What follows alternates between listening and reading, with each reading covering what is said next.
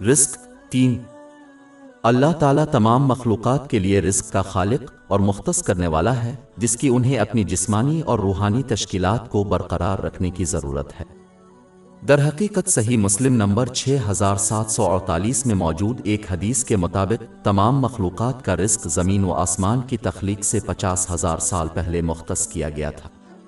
جو شخص اس الہی نام کو سمجھتا ہے وہ اللہ تعالیٰ پر بھروسہ کرے گا کہ وہ ان کو فراہم کرے، جیسا کہ اس نے ان کے پیدا ہونے سے پہلے ان کے لیے منصوبہ بنایا تھا۔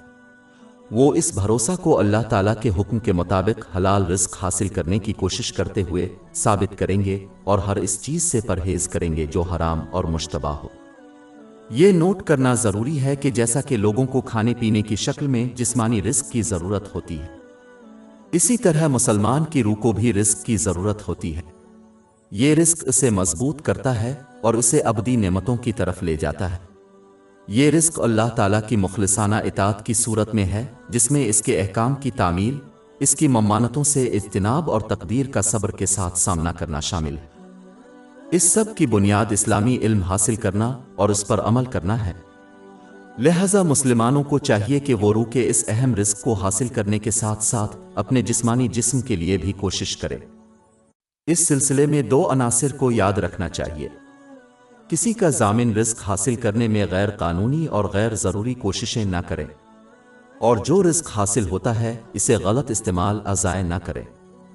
ایک مسلمان کو اس اسم الہی پر عمل کرتے ہوئے اسلام کی تعلیمات کے مطابق اپنے کفیلوں کی کفالت کر کے اپنا فرض ادا کرنا چاہیے۔ اس میں انہیں تعلیم کے ذریعے جسمانی اور روحانی دونوں طرح کی فراہمی شامل ہے۔ ایک مسلمان کو بھی چاہیے کہ وہ اپنے لیے غربت سے ڈرے بغیر اپنی استطاعت کے مطابق ضرورت مندوں کے لیے ایسا ہی کرے۔